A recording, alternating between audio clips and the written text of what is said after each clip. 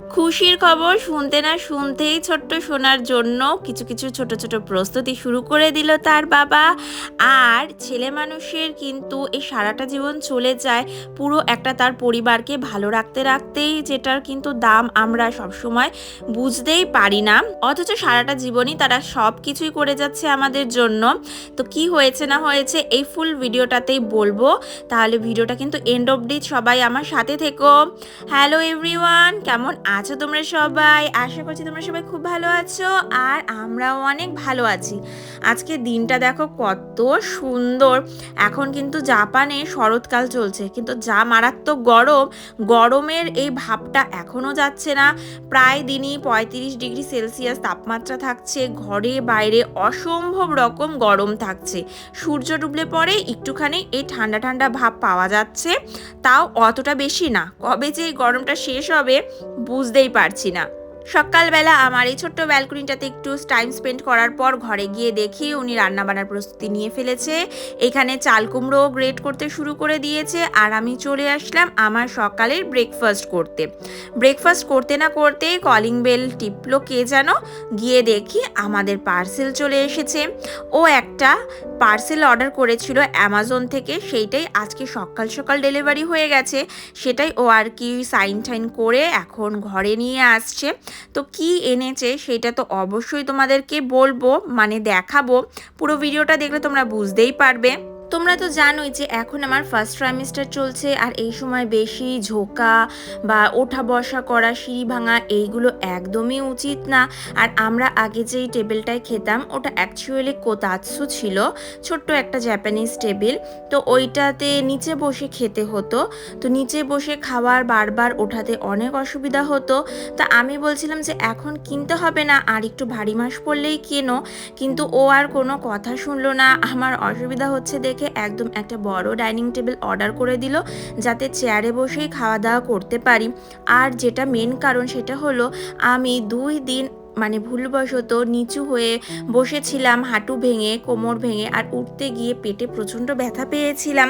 তো তার জন্যই ও আরও কোনো বারণই শুনলো না। আসলে সত্যি ছেলে মানুষরা কিন্তু এই সারা জীবন তার ফ্যামিলির সবকটা মেম্বারের জন্যই করতে করতেই তাদের জীবনটা শেষ হয়ে যায়। আর আমরা সব সময় ভেবেই থাকি যে আমরাই হয়তো বাড়ির বউরা সব কিছু করছি, সব আত্মত্যাগ করছি, কিন্তু না, বাড়ির ছেলে মানুষেরা, সেটা বাড়ির ছেলে হোক বাবা হোক, সবাই কিন্তু তাদের সারাটা জীবন উৎসর্গ করে দেয় এই পরিবারের নামে, যেমনটা কিনা আমরা মেয়েরা মায়েরা করে থাকি। তো আমাদের যেরকম আত্মত্যাগ রয়েছে সেরকমই সমান কিন্তু ওদের আত্মত্যাগ একদমই। আর ওদেরও কিন্তু অবদান একটা সংসারে একটা খুবই গুরুত্বপূর্ণ রোল কিন্তু প্লে করে, যেটা আমরা অনেক সময় বুঝতেই পারি না, বা হয়তো বলতে পারো বুঝতেই চাই না। তো এই ছোটো ছোটো জিনিসগুলো না এখন খুব রিয়েলাইজ করি। যখন ছোট ছিলাম তখন তো এগুলো আর বোঝা যায় না।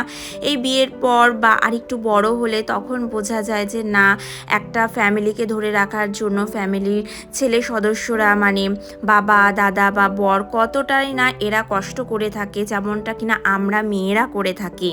তাই আমার একটুখানি অসুবিধা হতে না হতে ও একটা বড় ডাইনিং টেবিল অর্ডার করে নিয়েছে, যাতে আমি আরাম করে খেতে পারি। বিকেলবেলা না এইখানে চলে এসেছি কিছু ফল খেতে, কারণ দেখলেই তো দুপুরবেলা আমি তেমন একটা ভাত খেতে পারিনি। এখন এমন হচ্ছে এই কদিন ভালো লাগছে তো খেতে, আবার কয়েকদিন একদমই কোনো কিছু খেতে মন চায় না। তার জন্য বিকেলবেলা করে আমি অনেকটা করে ফল খাই, যেদিন দুপুরবেলা আমি তেমন কিছু খেতে না পারি। তো আজকে না খুব তাড়াতাড়ি চলে এসেছি আমি ডিনারের প্রিপারেশন নিতে, কারণ যেহেতু দুপুরে তেমন একটা কিছু খাইনি, প্রচণ্ড খিদে পেয়ে গেছিলো। এই সময় প্রচণ্ড না ঘন ঘন খিদে পায়, তবে খাবার মুডটা থাকে না। আর কিছু খেতে চাইলেও মাঝে মধ্যে না যেন কোনো টেস্ট থাকে না। বাড়ি থেকে মা শাশুড়ি মা সবাই বলছে যে এটা একদমই নর্মাল, কোনো অসুবিধা নেই, এগুলো প্রেগনেন্সিতে হয়েই থাকে। কিন্তু ফার্স্ট টাইম প্রেগনেন্সি তো কেন জানি না অনেকটা মুড সুইংস হয়, মানে অনেক জিনিসই তো জানি না, তার জন্য একটু প্রবলেম ফেসও হয়। কিন্তু কিছু করার নেই, বাড়ি থেকে এত দূরে রয়েছি, তার জন্য নিজেদেরকেই সব কিছু সামলে নিতে হবে। তো এখানে আমি রাতে ডিনার করার জন্য না সব কিছু টুকটাক কেটে কুটে নিচ্ছি। আর ও একটু বাইরে বেরিয়েছে, গেছে ডাইনিং টেবিলটার জন্য একটু টেবিল ক্লথ কিনতে। আর আমার ইদানিং কেন জানি না কি হয়েছে, একদিন ভাত খেলে পরের দিন আর ভাত খেতে মনই চায় না। একবেলা ভাত খেলে অনেক সময় দেখা যায় রাত্রে আর ভাত খেতে মন চাচ্ছে না। তার জন্য না এক এক সময় আমি করি কি, রাত্রিবেলা একটু করে রুটি করি। তো রুটির জন্যই আজকে তরকারি করছি। কিছুটা ছোলা ভিজিয়ে রেখেছিলাম, ম্যাক্সিমাম দিন ছোলা ভিজালে ছোলার স্যালাড করেই খাই, তবে আজকে না ছোলার স্যালাড খেতে একটুও মন চাচ্ছিল না। তাই ভাবলাম ছোলা আলু দিয়ে একটা তরকারি রান্না করি, যেটা সুন্দর মতো রুটি দিয়ে খাওয়া যাবে, বেশ একটু অন্যরকম ফ্লেভারও আসবে, কারণ টেস্ট তো তেমন একটা পাচ্ছি না মুখে। জাপানি ডক্টরসদের আবার বেশি কিছু রেস্ট্রিকশনস থাকে না।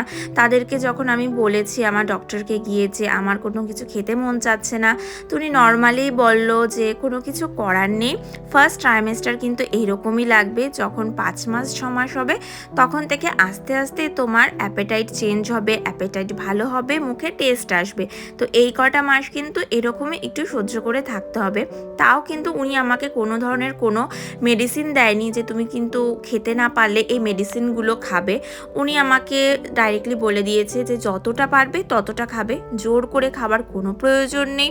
ফল থেকে শুরু করে যে কোনো সবজি বা যে কোনো তরকারি যেইটা পছন্দ হবে, যেইটা মুখে টেস্ট লাগবে সেইটাই খাবে। জোর করে কোনো কিছু খাবার এই সময় কোনো দরকার নেই।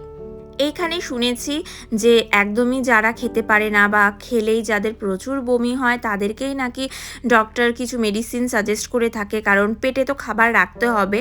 আর যারা খেতে পারে কিন্তু অল্প খেতে পারে আর বমি হয় না, তাদেরকে ডক্টর তেমন কোনো মেডিসিন একদমই সাজেস্ট করে না, নর্মাল ওয়েতেই সব কিছু হয়ে থাকে। আমার ক্ষেত্রেও আমি তাই দেখলাম যে আমি যেহেতু খেতে পারছি, আমার প্রথম থেকেই মর্নিং সিকনেস বা বমির কোনো সমস্যা নেই, তার জন্য কিন্তু ডক্টর আমাকে কোনো রকম কোনো ওষুধই সাজেস্ট করেনি, খালি আমাকে বলেছে নুনটা একটু কম খেতে। দেখো, ও টেবিল ক্লথ এনে না একদম টেবিলটাকে সুন্দর করে গুছিয়েও দিয়েছে আমি রান্না করতে করতে। একদম ও তো শুরু থেকে আমার হাতে হাতে সবসময় কাজ করতো, এখন আরও প্রচুর কাজ করে, আমাকে তেমন কোনো কাজই করতে হয় না। রান্নাটাও আমি খুব কমই করি এখন। ঘুম থেকে উঠে দেখা যায় যেদিন ওর ছুটি থাকে, ওই একদম তাড়াতাড়ি চলে যায় রান্নাঘরে রান্নাবান্না করতে। বাট এত বসে থাকাও ভালো নয়। ডক্টর আমাকে সাজেস্ট করেছেন যে যদি শরীর ভালো লাগে তাহলে শুয়ে বসে থাকবে না, শরীর ভালো লাগলে কিন্তু অবশ্যই টুকিটাকি কাজ করবে, তবে একদম প্রেশার দিয়ে কোনো কাজ করার কোনো দরকার নেই, হুটোপাটি করে কোনো কাজ করবে না, কিন্তু আবার একদম শুয়ে বসেও থাকবে না, তাহলে কিন্তু তোমারই শরীর ভারী হয়ে যাবে, যেটা কিন্তু প্রেগনেন্সিতে একদম ভালো না। তার জন্য আমি চেষ্টা করি আমার ভালো যখনই লাগে তখনই টুকটাক কাজ করার। যেমন আজ মন চাচ্ছিল যে একটু ভালো কিছু রান্না করি, আর সত্যি কথা বলতে রান্না করতে তো আমার বড্ড ভালো লাগে, তার জন্যই চলে আসলাম রান্না করতে। দেখো, ওইদিকে তো আমার তরকারি কমপ্লিট, আর এদিকে চলে এসেছিলাম রুটি ভাজতে। তো আমার বর বলছে দাও রুটিটা তোমাকে প্রেশারে দিয়ে বেলতে হবে না, আমি বেলে দিচ্ছি। দেখো, ওর রুটি বেলাটা একবার দেখো, প্রথমবারের মতো রুটি বেলেছে। তো ওর এই কিন্তু ব্যাকাতারা রুটিটা আমিই খেয়েছি, আমার বড্ড ভালো লেগেছে ওর হাতের ব্যাকাতারা রুটিটা। তো চলে এসেছি এইখানে রাতে ডিনার করতে। ছোলা আলুর তরকারি করেছিলাম পেঁয়াজ দিয়ে, যেটাতে আদা রসুন দেইনি কেননা আমি খেতে পারি না, আর করেছিলাম রুটি।